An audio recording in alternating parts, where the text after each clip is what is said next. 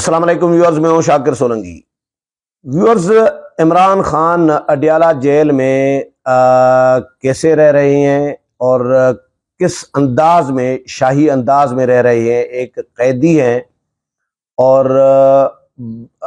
جن پر بہت سارے کوئی 200 سے زائد مقدمات ہیں، اور بغاوت کے بھی مقدمات ہیں، غداری کے بھی مقدمات ہیں، دہشت گردی کے بھی مقدمات ہیں، 9 مئی کے واقعات میں ملوث ہونے اور واقعات کا ماسٹر مائنڈ ہونے کے مقدمات ہیں، GHQ پر حملے کا مقدمہ، کور کمانڈر کا گھر جلانے کا مقدمہ، جناح ہاؤس جلانے کا مقدمہ، ISI دفتر پر حملے کا مقدمہ، ریڈیو پاکستان کی عمارت جلانے کا مقدمہ پشاور میں۔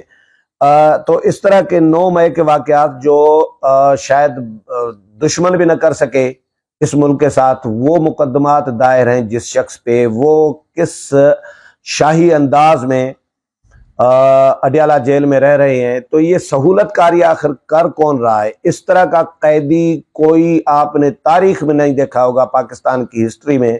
ذوالفقار علی بھٹو بھی سیاسی قیدی تھے، ذوالفقار علی بھٹو بھی جیل میں رہے، پھانسی دی گئی ذوالفقار علی بھٹو کو۔ نواز شریف جیل میں رہے ہیں، تو ذوالفقار علی بھٹو کو تو اس شاہانہ انداز میں جیل میں نہیں رکھا گیا تھا، نواز شریف کو تو اس شاہانہ انداز میں جیل میں نہیں رکھا گیا تھا۔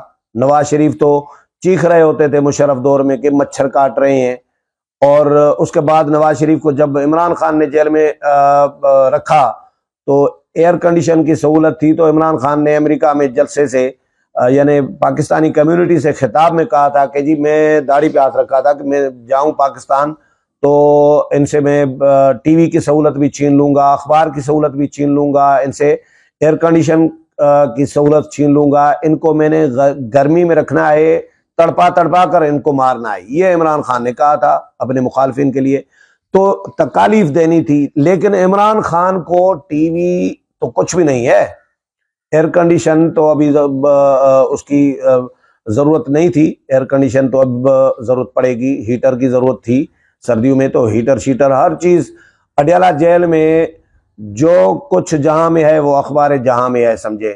جو کچھ عمران خان شاید بنی گالہ میں آسائشیں ان کو مل سکتی تھیں، تقریباً وہی آسائشیں اڈیالہ جیل میں مل رہی ہیں خان صاحب کو۔ یہ عرفان صدیقی صاحب نے جو نون لیگ کے سینیٹر ہیں اور ذمہ دار آدمی ہیں، انہوں نے ایک بڑا مطالبہ کیا ہے۔ انہوں نے 3-4 چیزیں جاری کی ہیں میڈیا میں۔ میں تو حیران ہو گیا ہوں یہ سن کر، آپ بھی یقیناً حیران ہوں گے، میں بتا دیتا ہوں۔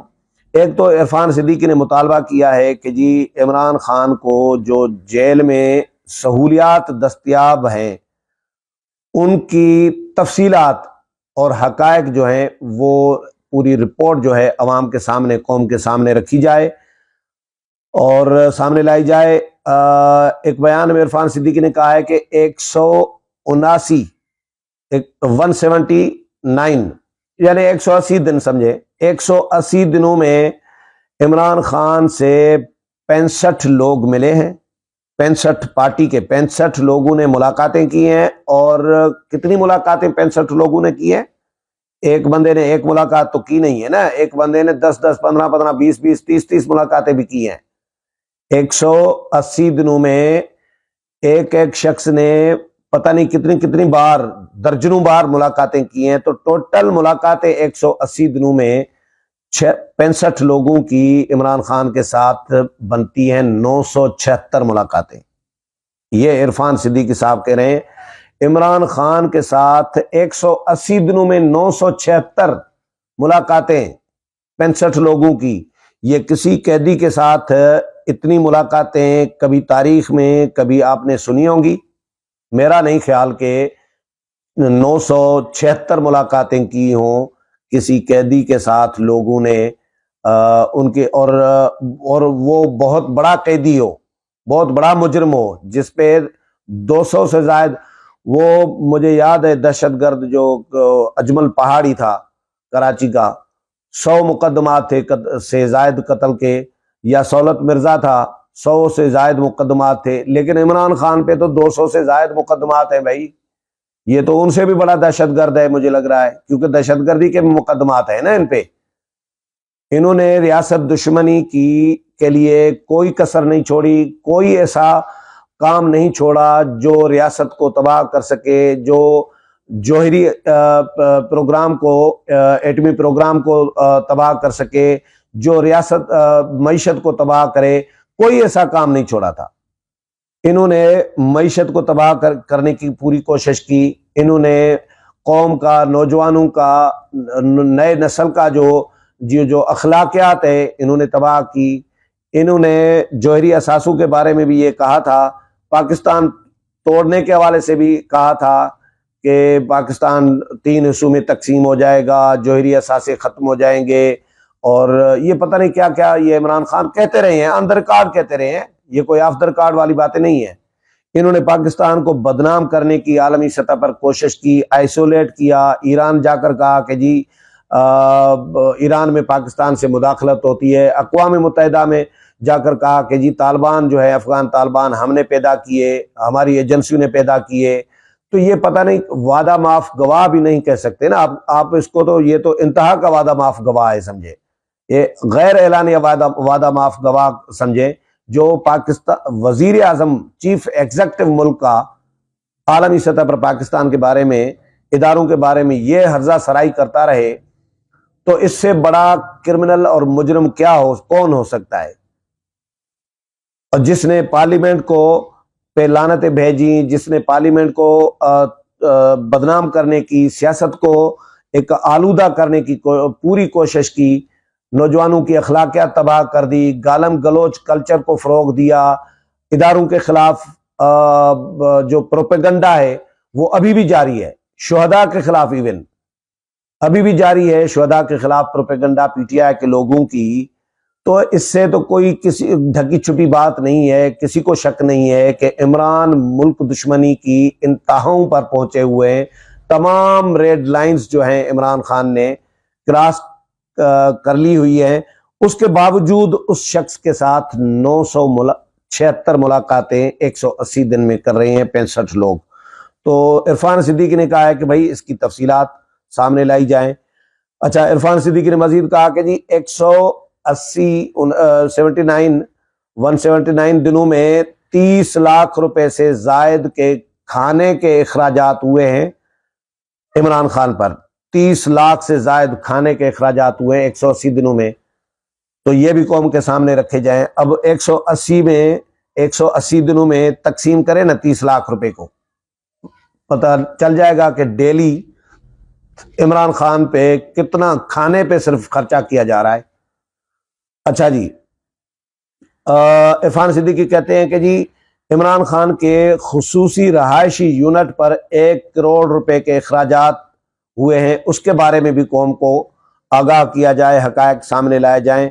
1 کروڑ روپے کے اخراجات ہوئے ہیں، خصوصی جو رہائش ان کی بنائی گئی ہے۔ اچھا، نہ صرف اتنا ہی، وہ چاہتے ہیں، کہتے ہیں کہ بھائی میری بیٹوں کے ساتھ بات کرائی جائے آن لائن ویڈیو کال پہ، تو ویڈیو کال کی سہولت مل جاتی ہے۔ وہ کہتے ہیں کہ بھائی میں نے دیسی مرغی کھانی ہے تو دیسی مرغی، اور دیسی گھی میں کھانی ہے تو دیسی گھی میں پکا کے پیش کی جا رہی ہے۔ وہ کہتے ہیں کہ بھائی میں دیکھیں یہ کمرہ چھوٹا ہے تو کمرہ مجھے بڑا چاہیے، میں نے واک کرنی ہوتی ہے، ورزش کرنی ہوتی ہے، تو جج صاحب حکم فرما دیتے ہیں، حکم دے دیتے ہیں، عدالت حکم دے دیتی ہے کہ بھائی اگلی جو ساتھ والی بیرک ہے اس کی دیوار گرا دو، 2 بیرک کو 1 بیرک بنا دو، تاکہ خان صاحب واک کر سکیں، چہل قدمی کر سکیں۔ اور پھر سائیکل مانگ رہے ہیں، جی مجھے سائیکل بھی دیں، میں نے ورزش کرنی ہوتی ہے سائیکل پہ، تو عدالت حکم دے دیتی ہے کہ بھائی عمران خان کو سائیکل بھی دی جائے۔ تو بھائی کوکین بھی پھر مل رہی ہوگی یقینی طور پر، کوکین کے لیے کہا جاتا ہے کہ عمران خان کوکین کے عادی ہیں، تو اگر یہ تمام آسائشیں، تمام ان کی سہولیات ان کو دی جا رہی ہیں، تو پھر کوکین کیوں نہیں مل رہی ہوگی؟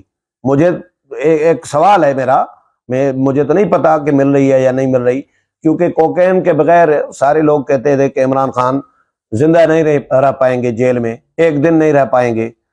تو ہو سکتا ہے معاملات چل رہے ہوں، ہو سکتا ہے شروع میں کہا جا رہا تھا کہ انجیکشن لگایا جا رہا ہے ان کو، تاکہ ان کو उनकी सेहत ख़राब ना हो, तो इंजेक्शनें भी होती हैं कोकेन की जगह पे।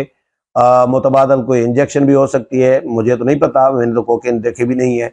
तो बात यह है कि इमरान खान को इतनी सहूलियात किसकी वजह से दी जा रही हैं, क्यों दी जा रही हैं, ये सवालात कौम के जहन में हैं।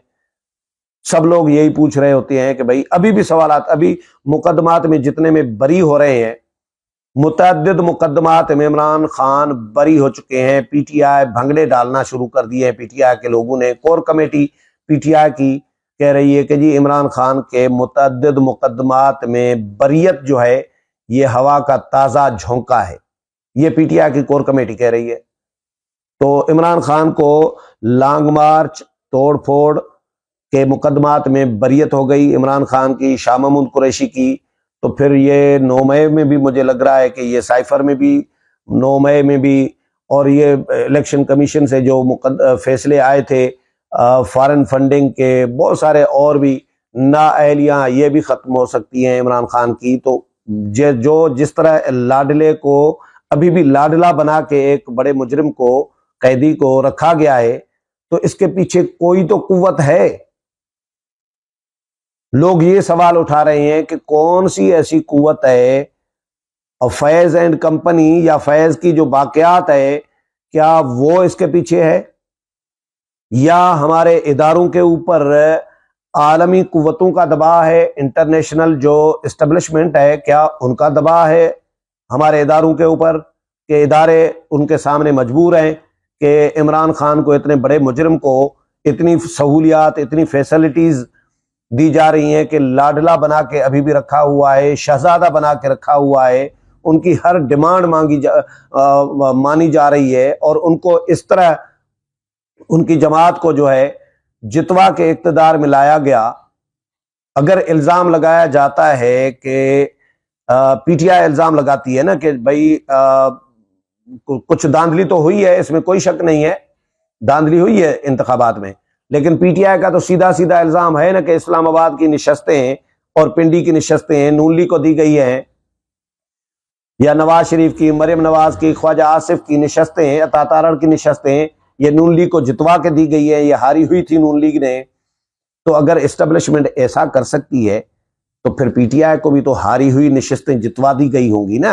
ये भी तो हो सकता है कि पीटीआई भी इतनी नशस्तें न जीती हो, कि पीटीआई को भी इसी तरह नून लीग की तरह, जिस तरह पीटीआई नून लीग पे इल्जाम लगा रही है नून लीग के हवाले से, वही मामला पीटीआई के साथ भी तो हो सकता है कि पीटीआई ने बहुत सारी नशस्तें हारी हो और उनको लाडला, क्योंकि लाडले अभी जो मैंने चीजें बताई हैं, लाडला तो बने हुए हैं लाडले अभी भी, लेकिन किसके लाडले हैं, कौन सहूलतकारी कर रहा है, इसका कौम को आगाह करने की जरूरत है। और जो इरफान सिद्दीकी ने मुतालबा किया है कि हकायक कौम के सामने रखे जाएं। उम्मीद है प्रोग्राम पसंद आया होगा। अगले प्रोग्राम में फिर मुलाकात होगी, तब तक इजाजत चाहता हूँ। अल्लाह हाफ़िज़।